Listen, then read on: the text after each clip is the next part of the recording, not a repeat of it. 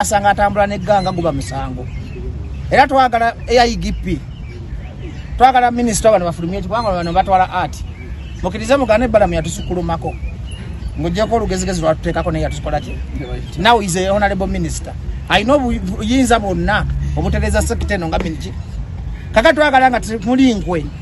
nga temuli kweyagaliza baveyo n'ekiwandiko nga gavumenti bagambe tunasanga omuyimbi enasuka emmotoka ebbiri oba emmotoka emu ngerimu abantu 10 guba muki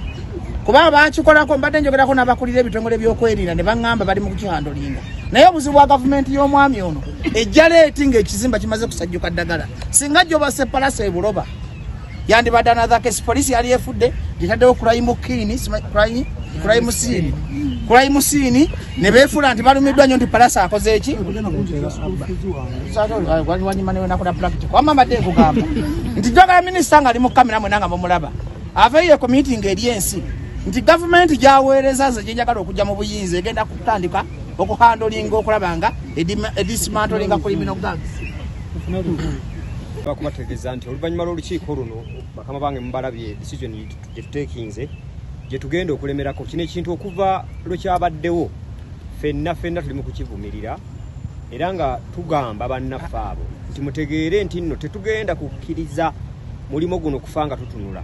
kubanga ffe abali wano fenna mwe tuvudde mwe tujje ak'okulya aye tukyagwagala so mu mbeera eyo olw'okuba nti nno tumaze okuteeka resolution wali adabuuza nti kakati omulala bw'anaabategeka nga bwe babagambye gwategeka abantu botegeka nabo naye ebizibu ebinaakubako bigenda kugwako nga ggwe totulaajanira kozi bapromota bakama baffe eno ensonga ojja gihandolinga nga ggwe wennyini security personnels ensonga zino muzimanyi nnyo abaana bano mumanyi gye babeera njagala kutegeeza amawulire sana bwe twogerera wano abakanyama beegugunze bali wali enisikini kati bava kunkubira essimu kulembera bakanyama mwami umarumando bonna beesoloza bali wali enisikini babanja abantu abe bakubye kati bwe tunaalinda embeera okutambula bwetu tujja kwesanga abantu bafudde so n'olw'ensonga eyo nsaba mwenna bwena bapromota mu ggwanga mukkirize tuteeke ekintu kino mu nkola tusobole okutereeza omulimu guno mwebale nnyo bamuyita namukasa yankubidde nangamba omwana we bamukubye ekikonde ku liiso teriraba nangamba wonayo minisita asaba kunnyamba nkubidde nga minisita w'abavubuka ne mugamba bamukubiddewa ne mugamba naye maama ng'okedde essaawa 11 nangamba nti munnange omuntu olina kwerwanako tumanyi mubeera bize mu aba gavumenti ne mugamba nedda kati kyekyabaddewo nambuulira ebyabaddewo nampa omwana nenjogera naye nenga omwana alina obulumi bw'amaanyi eriiso liyinza obutaddamu kulaba nabadde ndi awo nga nfuna amasimu abalaga abantu babiri ababadde mu nkuuka nga nabo bagamba babayambe essimu zaabwe bazibabyeko mwabaddemu obuvuyo ne mbabuza obuvuyo bwazze butya so okukakana ogenda okunoonyereza nga byonna byokwasa ku muyimbi omu nesagala kunenya aleni skini yeka njala kunenya ne muto wange palaso mulijjo omumanyi ng'omusajja omusirise yayolesezza obusungu bw'amaanyi nnyo okugenda okuwolera eggwanga revenge nga gavumenti tubasaba mubeere bakakamu ebintu byonna bijja kukolebwa njogeddeko ne ssaabaduumizi wa poliisi ate nga nayogeddeko ne minisita wa internal affairs jo ne mbagamba bakole ekisoboka kyonna ekisooka bateekewo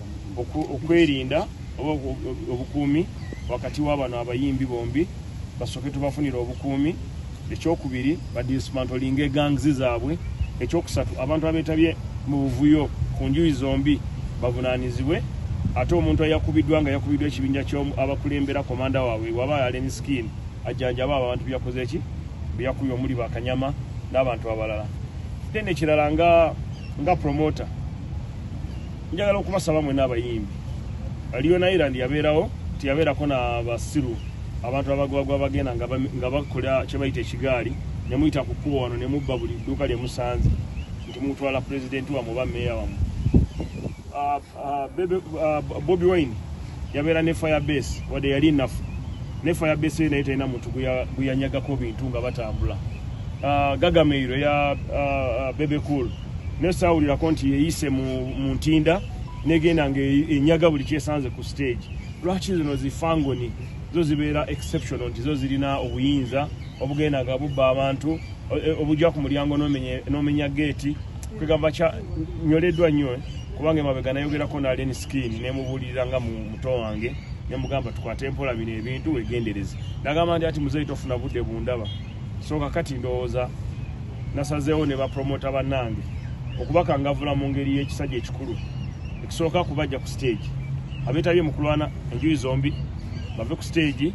okumala emyezi 3 tuwe police chance okunoonyereza nga benoonyereza etuwe report bwe nasanga nga report ewunzikira ku bombi nga bonna balina obuzibu tubabaninga okumala omwaka mulamba ne okutandika nga 1 January okumala ennaku 9 tebagenda kuyimba wano mu Kampala oba ku bivulu bya omukufe oba ku muntu yenna then ekyokubiri mu abavaayo ne mubategeka mugende mu maaso nga mubategeka naye mumanye nti tuli mu promoting ebibinja ebigenda okufula ensi yaffe berenga Haiti kasaawa zino ekuumibwa nsi ya polisi y'amawanga magati nga n'abannakenya gye bali ebyo ekibuga bakiwamba ekisaawe ne bakiwamba naye nga babiwamba criminal gangs bano abavubuka abagamba nti bo bali unruly ani agambye nti unruly gwe nga toyina president kati president abeera atuyamba ki so tulina president wa Uganda tosobola gamba nti oli unruly then ekirala njagala kuddamu bannayuganda mwenna ababadde balowooza nti Allen Skin akozesebwa gavumenti emabegaawo mwabadde mulaba Allen Skin yagenze mu Democratic Alliance ekulemberwa Mwami Mpuuga yali leader of opposition so Allen Skin akolagana ne Democratic Alliance takolagana na NRM ati kubulide takolagana na ki takolagana na NRM nze saagala kwogerera bibiina by'abantu abalala honorable right honorable Mpuuga mwekitiibwa naffe abalala gwe banya ko omuntu najja n'atunula mu kamera inaye ng'atuyana ng'olaba kwete yafuluma kwete mandule so NRM yagala bantu baki bantu bampisa so twagala NRM ebere yaki yampisa so nvumirira n'okuvumirira konna empisa embi ezayolekeddwa abayimbi baffe nayogeddeko ne Palaso yakoze eki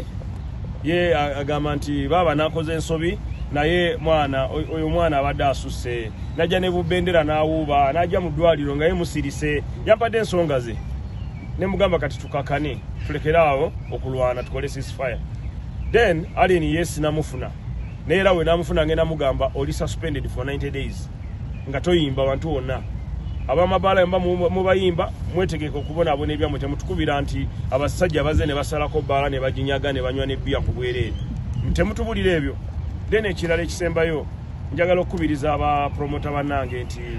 tugezeko okolagana ne poliisi n'ebitongole ebikuumaddembe in a civilized manner tuleme kubavuma nti balina kye bakola poliisi erina obuvunaanyizibwa bungi naye obuvunaanyizibwa butulemye ffe ng'abapromota oba ng'abazadde okubuulira abaana baffe okuva ku njaaye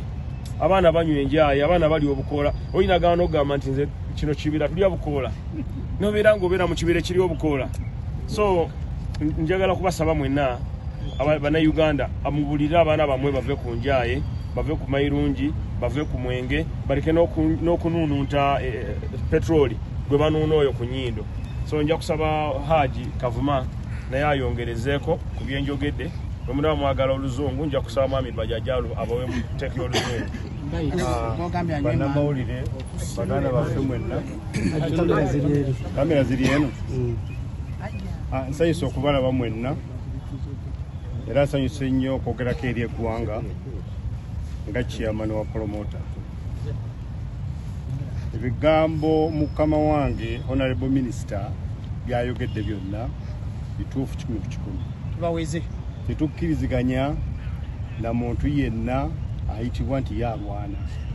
tetukkirizibwa na muntu yenna ayitibwa nti yayina amaanyi eno industry gye tulimu y'abantu bategeera naffe abo bategeka tutegeera era tubategeeza nti buli muntu yenna awulira nti ye wakulwana wakukuba wakuvuma nga muyimbi ffe nga ffe abali wano tetumanya abalala kye bategeeza neffe abali wano tetugenda kuddamu bategeka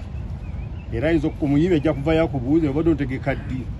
ye nze omadde sikutegeka naye nga munnaye bwakutegeka nja nentula naye banetwogera so n'olwensonga eyo muto wange Allen Skin ne Palaso tukize tugaane basiwusa empisa ekitali kya buntu ekitasaana kulabako mu nsi kifaana bubi nnyo ate public yerowooza nti ffe bakyamu ababategeka si bwe kiri. Guno omusango nze kulwange ngutwala ku side ya poliisi. Poliisi muganya okukola omulimu gwammwe. Poliisi tubeegayiridde mukole omulimu gwammwe nga poliisi. Kubanga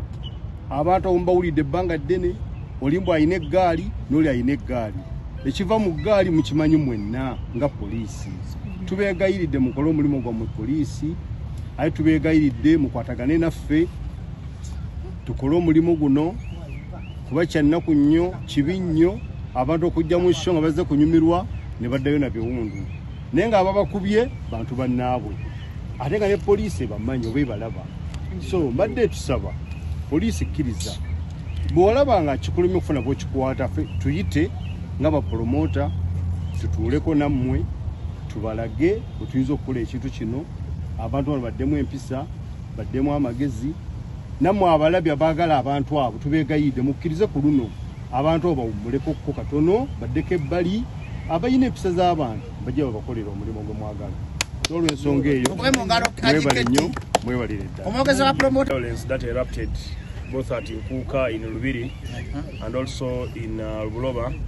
caused by reckless gangs of young artists, Allen Skin and my brother